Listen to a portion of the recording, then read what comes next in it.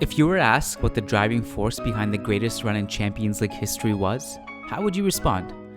You might reply it was Zinedine Zidane, his tactical flexibility, and his black magic. Or you could talk about Cristiano Ronaldo, the most decisive player in the history of the competition. You wouldn't necessarily be wrong to suggest either figure, but many would argue that the engine behind Real Madrid's 3 consecutive Champions League titles was its midfield: Toni Kroos, Carlos Enrique Casemiro, and Luka Modrić. And for good reason. That trio provided a level of control that could only be matched by the other great midfield of its generation, Barcelona's Andres Iniesta, Sergio Busquets, and Xavi Hernandez. Having said that, there are sizable differences between them and the Real Madrid trio. As a unit and as individuals, Iniesta, Busquets, and Xavi were better offensively.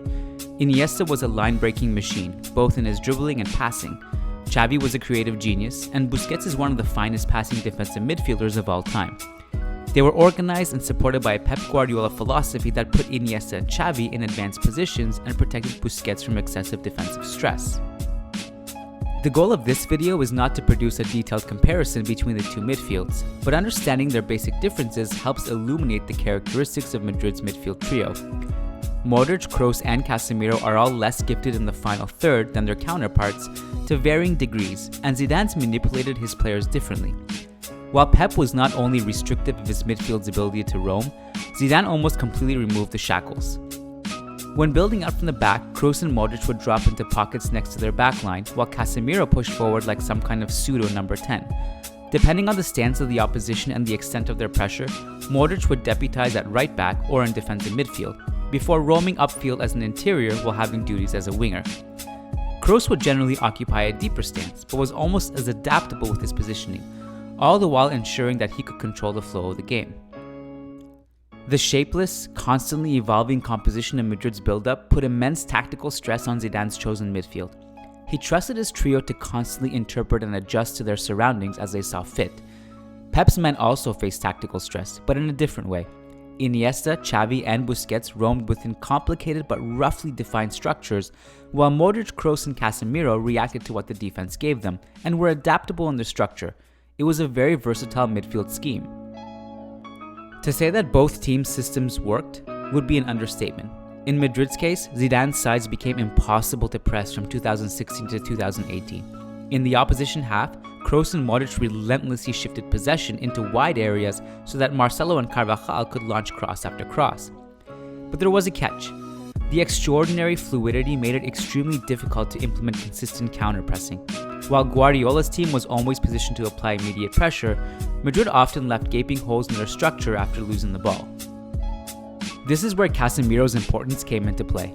At his best, he was slightly above average with the ball, and at his worst, he was a liability.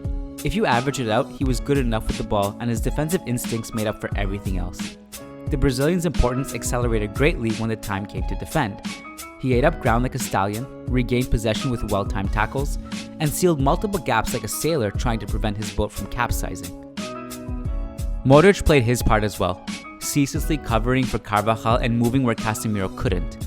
While Kroos is notorious for his lackadaisical effort when tracking back, his intelligent defensive positioning was a useful accompaniment to the two ground-covering monsters alongside him. The trio's second-half performance of the 2017 Champions League final versus Juventus demonstrated all their best qualities. After a mediocre first period, Kroos and Modrić drastically improved their team's ball progression, improvised an unbreakable counter-press alongside Casemiro, and provided the winning goal and a decisive assist. Many would argue that that was the peak of one of the greatest midfields in history.